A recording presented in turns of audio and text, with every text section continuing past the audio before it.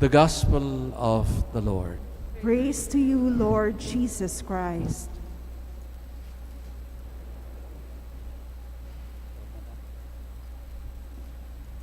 A blessed evening to all of you, dear brothers and sisters who are here, and also those who are joining us in our worship here at the Shrine of Jesus' Divine Word from different places of the world. One of the sad moments every time I go home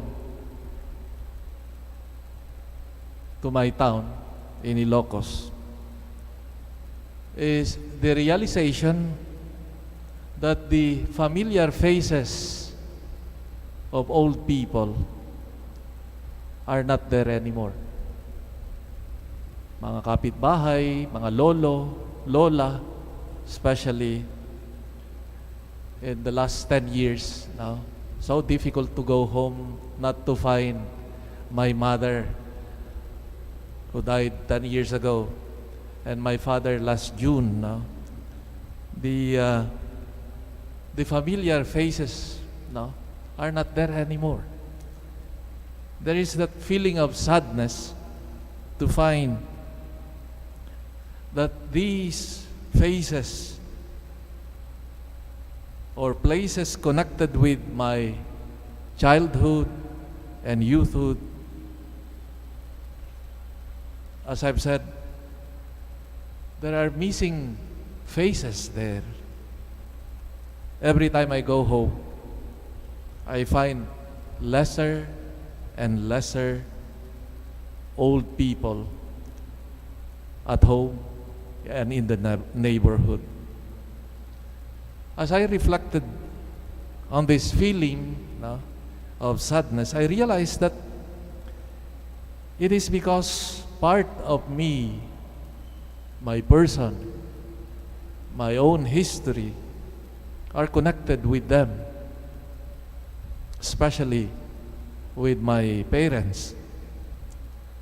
I realize now that many values, things I hold dear, or even my perspectives of things had been influenced and formed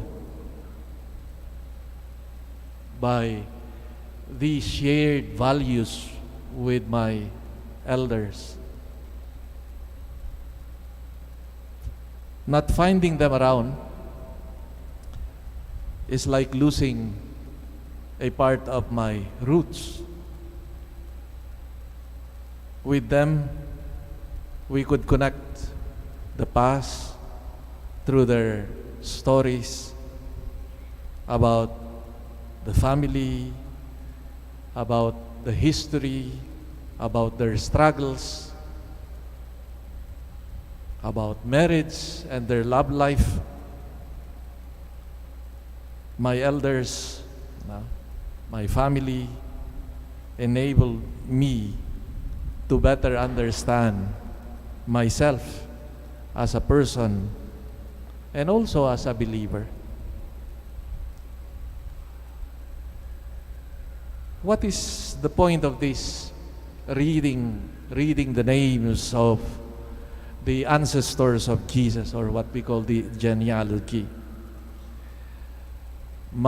Matthew's placing of the genealogy at the opening chapter of his gospel account can be read also as his way of expressing this sublime truth about Jesus Christ, the Son of God, is also rooted into the human reality, the human family, that Jesus is truly human. And if we want to understand Jesus, we can also understand Him precisely by looking into His milieu, His family, His culture.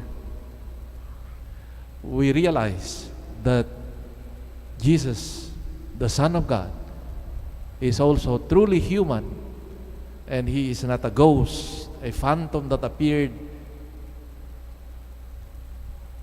but truly human.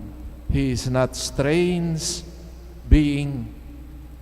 He is like us, who has human origins and who really shares our human life, our human history. I think this is a very consoling thought, and I think this is the first, basis of our confidence in approaching Jesus, because He is one with us.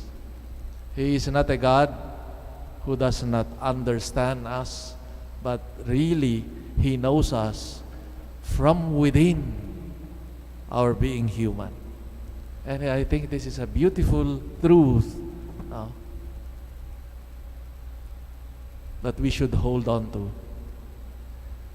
Biblical experts, scholars point out a significant phrase in today's gospel reading today.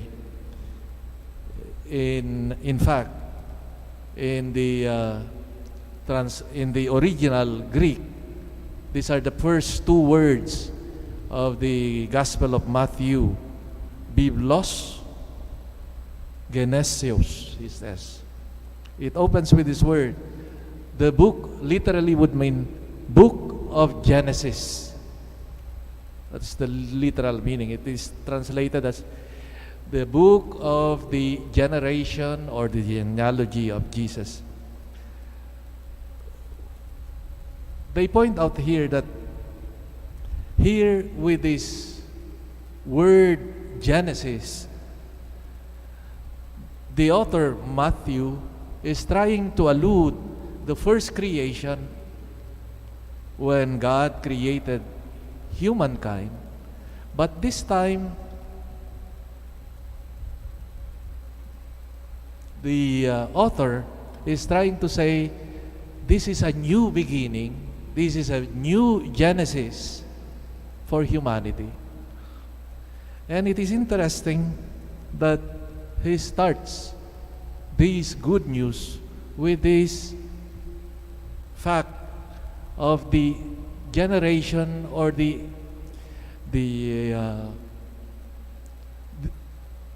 ancestors of Jesus, as if that God through Matthew is telling us that a new creation is now taking place, and it starts precisely with this history of people, ancestors of Jesus, who were not saints, who were not ideal men and women, ordinary men and women. Yet, this is where God starts in recreating humanity. A beautiful and consoling thought that God starts with what we have,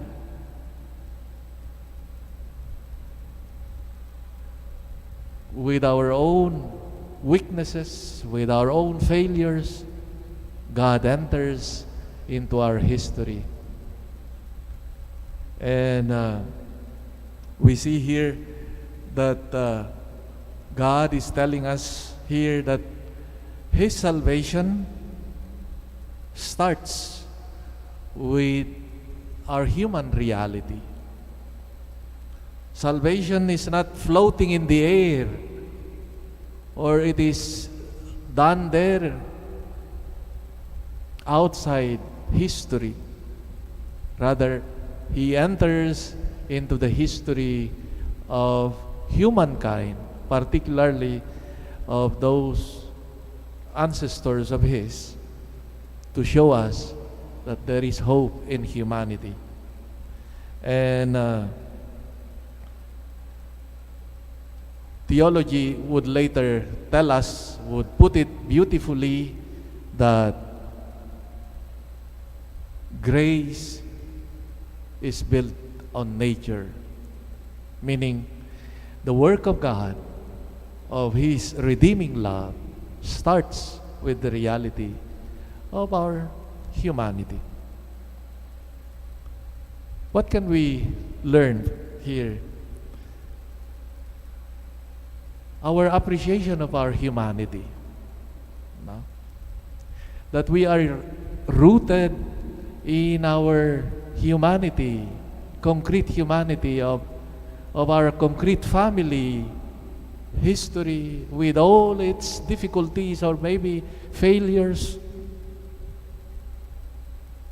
Our appreciation of family, of culture, of tradition, no? Because these sustain us as persons or have formed us as persons. I think we need to rediscover, reaffirm our roots. And roots are connected with persons. Our elders, for example. I was surprised that my nephews know more stories about my father and mother because silang nag-alaga sa kanila. And I was so happy that things that I did not know about my parents, my nephews and nieces know them. And it is interesting and beautiful to listen to them. No? Maybe this is part of our being rooted into the beautiful culture that we have and traditions that we have as Filipino Christians. Our care for the elderly and try to listen to them, their stories. Nung namatay yung tatay ko, we were talking, sharing with my brothers and sisters. We had a question. Tapos, natigilan kami. Tanungin mo kanino pa ba tayo magtatanong ngayon? Wala nang tatay, wala nang nanay. No? Sometimes, no, these bring us to the realization of the importance of our rootedness, no? Roots of our relationship with of people, no? Our connection with them. And also, as elders, no, towards younger generations, we have also very important role in forming them good customs and traditions, because this would sustain them. I have a former student, lay person in Tagaytay, because we have the course in theology there for lay people.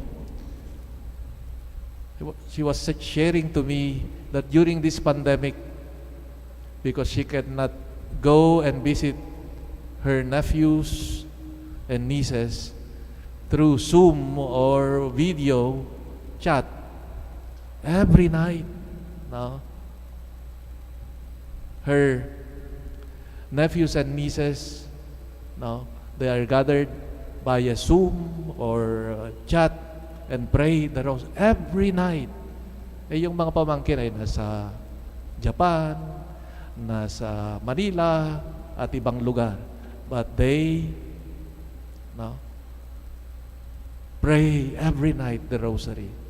What a beautiful, no, example where I was telling them, I'm sure they will treasure this in their lives. Maybe they will go,